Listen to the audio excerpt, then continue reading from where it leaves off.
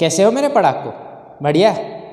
Last time हम stress versus strain curve के बारे में पढ़े थे। आज हम सॉल्व करेंगे कुछ एक्सरसाइज न्यूमेरिकल्स। आइए सॉल्व करते हैं exercise numerical 9.5। 2 wires of diameter 0.25 centimetre. 2 wire हैं जिनका डायमीटर है 0.25 सेंटीमीटर। तो रेडियस क्या बनेगी? 0.25/2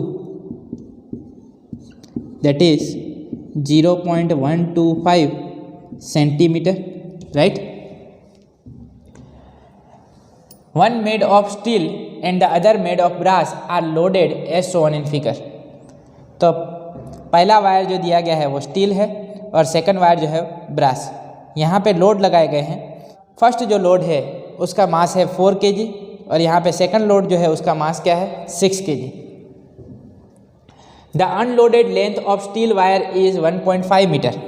it means actual length of steel wire that is 1.5 metre and that of brass wire is 1.0 metre. Compute the elongations of the steel and the brass wires. मतलब क्या निकालना है? एलोंगेशन मतलब delta LS और delta LB।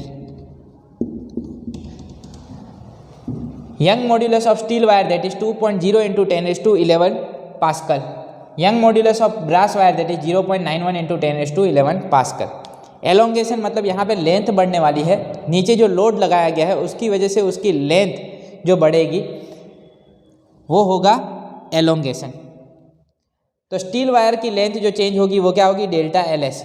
और brass wire की जो length change होगी वो क्या होगा? Delta LB। जब लेंथ बढ़ेगी तो हमें कौन सा मॉड्यूलस ऑफ इलास्टिसिटी यूज़ करना है? Young modulus of elasticity. तो Young modulus of steel wire and Young modulus of brass wire are given to us.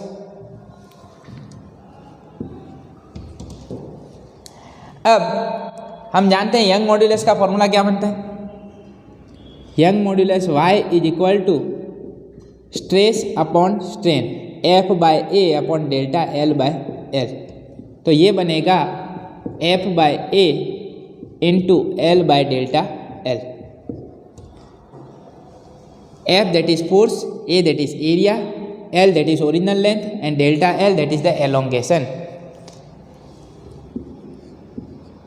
For steel wire क्या ले लें? For steel wire Young modulus of steel wire that is YS is equal to force acting on steel wire, force acting on steel wire into original length of steel wire that is LS upon area, area of cross section. Cross section देखा जाए तो कैसा बनेगा? Circle, circle का area क्या बनेगा? πr²। सो πr² into delta LS, delta LS। हमारा interest है डेल्टा LS में, तो डेल्टा LS को सब्जेक्ट बनाएं तो क्या बनेगा? FS into LS upon πr² into YS। Force acting on steel wire. तो स्टील वायर के नीचे लोड कितना है? 4 kg प्लस 6 kg। तो नीचे की तरफ जो फोर्स लग रहा है वो कितना होगा? 6 + 4 10G, क्योंकि फोर्स जो लग रहा होगा वो कितना होगा? mg। और टोटल मास क्या बनेगा? 6 + 4 10। तो यहाँ पे बनेगा 10 इंटू G, G मतलब 9.8 into original length of steel wire that is 1.5 metre upon pi that is 3.14 and square of radius. Radius 0.125 centimetre है, मीटर में कन्वर्ट करें तो क्या बनेगा? 0.125 into 10⁻² upon into Young modulus of steel wire क्या है? 2 × 10⁻11, 2 × 10⁻11। Therefore delta LS is equal to, calculate करें, ये मिलेगा 1.5 × 10⁻⁴ metre. elongation in the steel wire is 1.5 into 10⁻⁴ metre. Same way brass wire के निकालें। फॉर ब्रास वायर क्या बनेगा, delta L S की जगह आ जाएगा delta L B is equal to force acting on brass wire into original length of brass wire upon pi r square, diameter दोनों का सेम है तो pi r square into Young modulus of brass wire. चलो force acting on brass wire क्या बनेगा, force acting on brass wire, brass के नीचे जो लोड है वो कितना है 6 kg, तो इसके ऊपर फोर्स क्या बनेगा 6 इंटू जी, तो 6 into 9.8 into length of brass wire, what is the original length of brass wire 1 metre, upon pi that is 3.14 into R square 0.125 into 10⁻² into Y B कितना है 0.91 into 10⁻11। Therefore delta L B is equal to, calculate करें तो ये बनेगा 1.3 into 10⁻⁴ metre. So elongation in the brass wire is 1.3 into 10⁻⁴ metre. तो हमें वही पूछा था, compute the elongations of the steel and the brass wires. Delta L S और डेल्टा एल बी हमें मिल चुका है। लिखना है, जल्दी से लिख लो।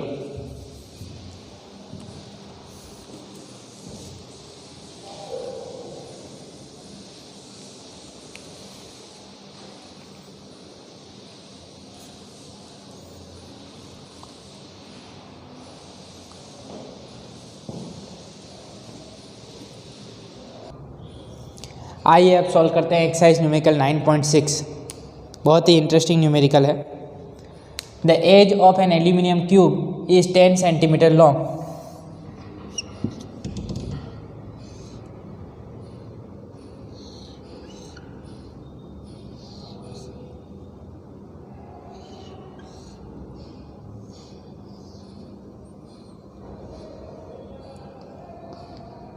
ये हो गया क्यूब जिसकी लेंथ हमें दी गई है, कितनी है L, दैट इज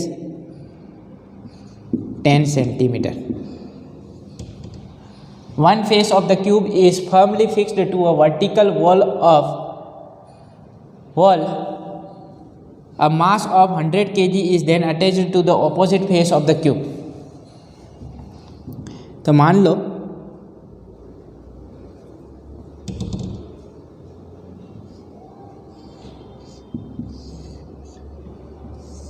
ये एक वॉल ले लेते हैं, ठीक है, and this face that is fixed to the wall and on the opposite face mass of 100 kg is attached. यहाँ से लगाया गया है मास 100 kg का। The shear modulus of aluminium is 25 gigapascal. क्या दिया हुआ है, shear modulus G is equal to 25 gigapascal. Giga मतलब 10⁹ pascal. Pascal that is nothing but newton per metre square. What is the vertical deflection of this face, कितना vertically deflect होगा। मान लो कि ये वर्टिकली ऐसे डिफ्लेक्ट हो रहा है, ठीक है, ये फेस जो है वर्टिकली डिफ्लेक्ट हो रहा है कुछ एंगल थीटा से। ओरिजिनल लेंथ L है तो ये डिस्प्लेसमेंट हम ले लेते हैं delta x, right. What is the vertical deflection of this face, मतलब हमें निकालना है डेल्टा x। वर्टिकली कितना डिफ्लेक्ट हुआ, तो कितना डिफ्लेक्ट हुआ डेल्टा x। तो चलो डेल्टा x निकालते हैं। Shear modulus G is equal to shear stress upon shear strain.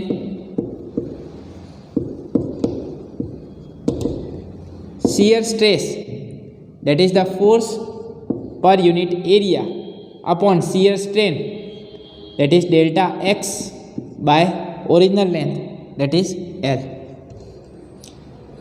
Therefore G can be written as F/A into L upon delta x.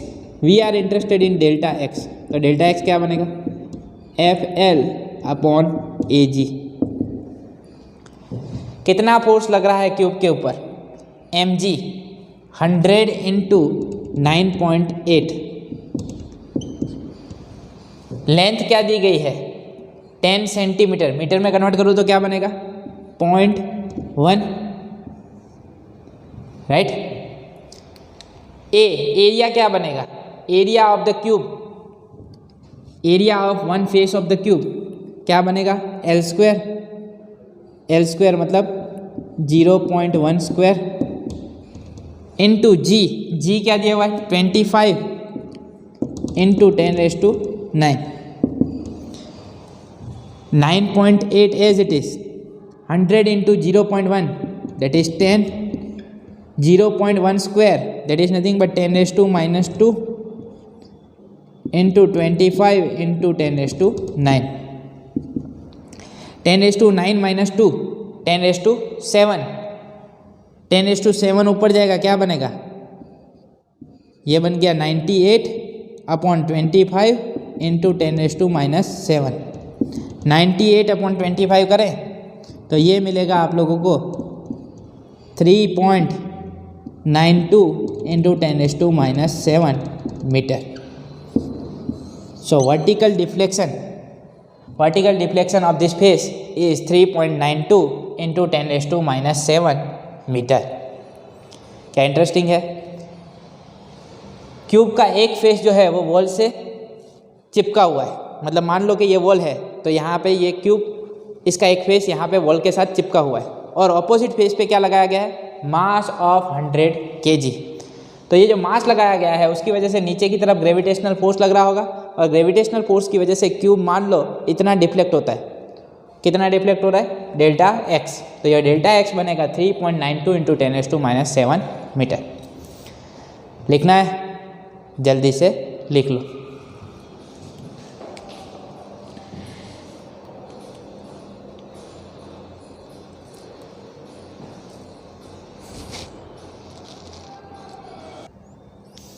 आइए अब सॉल्व करते हैं एक्सरसाइज न्यूमेरिकल 9.7।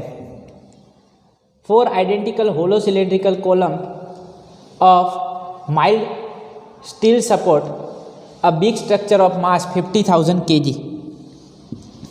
मास दिया हुआ है m is equal to 50,000 kg। 4 identical hollow cylindrical column मतलब कुछ ऐसी कॉलम हम कंसिडर कर सकते हैं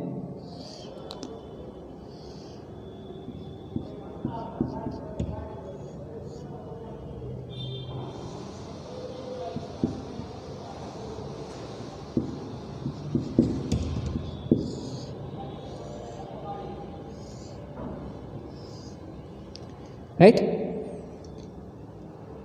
इनर सिलेंडर की रेडियस मान लो R1 और आउटर सिलेंडर की रेडियस मान लो R2, राइट।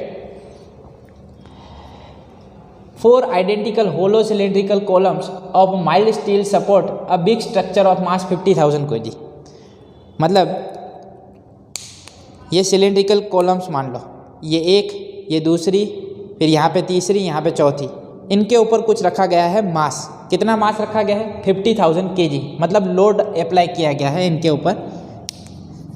तो लोड जो लग रहा है वो यहाँ पे लग रहा है, अंदर से है ये होलो, ठीक है। The inner and outer radii of each column are 30 and 60 centimetre. R1 30 centimetre और R2 बनेगा 60 centimetre, right. Assuming the load distribution to be uniform, मतलब चारों पे जो लोड आ रहा है वो सेम आ रहा है। Calculate the compressional strain of each column. Compressional strain कितना कंप्रेस होगा, कंप्रेशनल स्ट्रेन निकालना है। मतलब लेंथ में चेंज आएगा। अगर लेंथ में चेंज आ रहा है तो हमें दिमाग में क्या आना चाहिए? Young modulus of elasticity.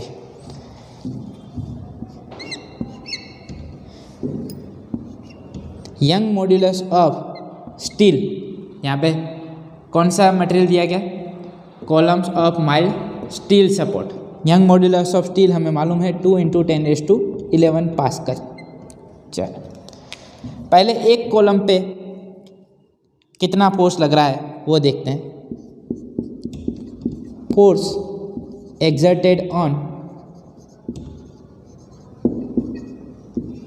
each column F is equal to कितना फोर्स लगेगा। टोटल लोड क्या है, टोटल लोड है 50,000 kg, जिसकी वजह से फोर्स लगेगा mg। But here they have given that assuming the load distribution to be uniform, मतलब इसके ऊपर फोर्स क्या लग रहा होगा mg/4। एक कॉलम पे फोर्स क्या लग रहा होगा, force exerted on each column that is mg/4। m क्या है 50,000, g 9.8 अपॉन 4, राइट। तो इसे कैलकुलेट करें 50,000 अपॉन 4 इंटू 9.8, तो 50,000/4 करें तो ये बनेगा 12500 ये sir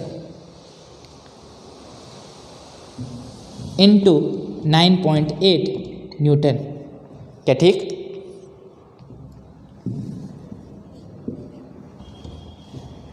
now area, force per unit area, कितने क्रॉस सेक्शनल एरिया पे ये फोर्स लग रहा है, क्योंकि यंग मॉड्यूलस क्या बनेगा stress upon strain.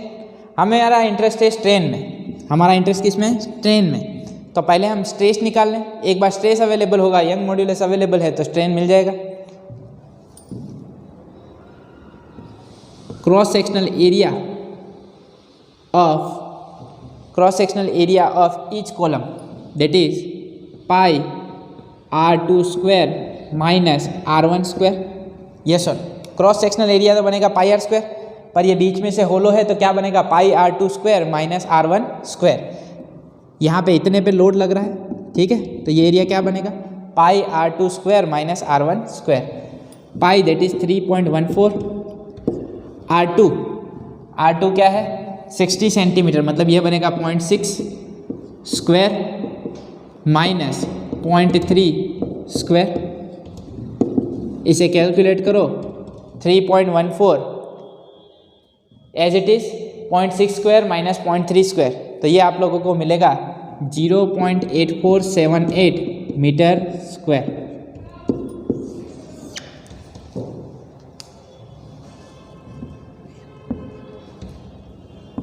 Compressional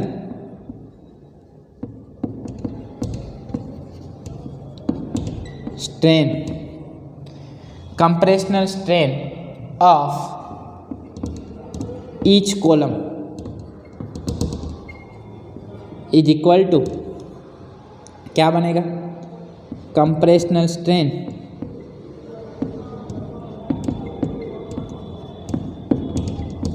is equal to stress upon Young modulus of steel. Yes sir, stress क्या है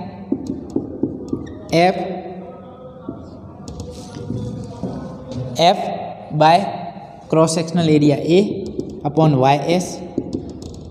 F क्या है 12500 इंटू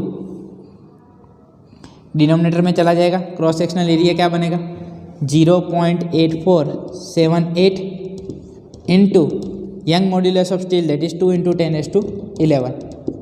कैलकुलेट करो तो compressional strain of each column मिलेगा, compressional strain of each column that you will get 0.7 into 10⁻6। Strain का कोई unit होता नहीं है, तो compressional strain of each column will be 0.7 into 10⁻6। तो हमें क्या पूछा है, calculate the compressional strain of each column. The compressional strain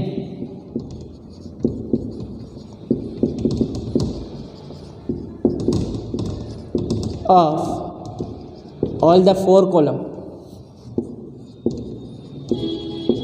अगर कैलकुलेट करें तो वो क्या बनेगा 0.7 इंटू 10⁻6 इंटू 4, ये करोगे तो आंसर मिलेगा 2.8 इंटू 10⁻⁻6, 2.8 इंटू 10⁻⁻6। तो एनसीईआरटी में आंसर दिया गया है 2.8 into 10⁻⁻6, that is the compressional strain of और पोल कॉलम। यहाँ पे पूछा क्या है, compressional strain of each column, तो ईच कॉलम बनेगा 0.7 इंटू 10⁻⁻6। क्या ठीक, समझ में आया? एकदम परफेक्ट। ये हो गया हमारा एक्सरसाइज न्यूमेरिकल 9.7। लिखना है, जल्दी से लिख लो।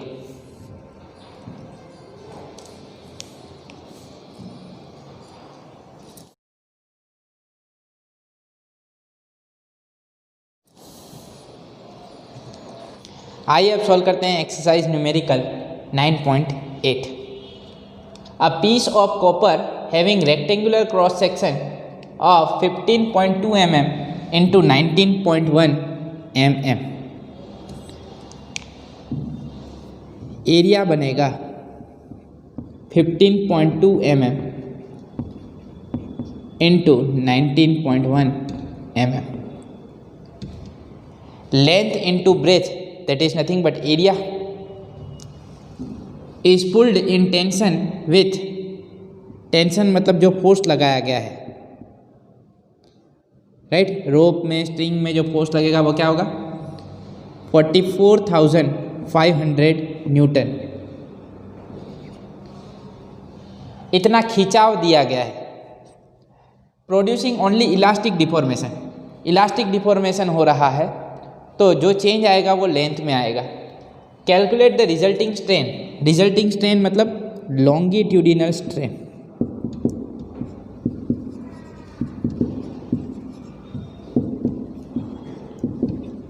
हमें निकालनी है। तो लॉन्गिट्यूडिनल स्ट्रेन निकालनी है। Young modulus of copper that is 1.2 into 10⁻11 pascal. Young modulus का फॉर्मूला हमें मालूम है, longitudinal stress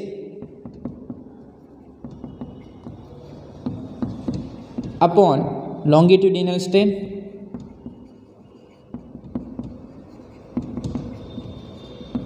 right.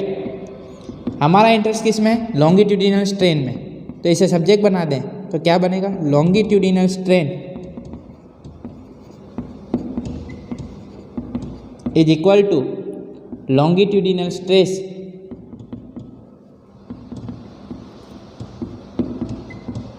Upon Young modulus. चलिए, स्ट्रेस का फॉर्मूला क्या बनता है, force upon area, F/A, and Young modulus as it is. Therefore longitudinal strain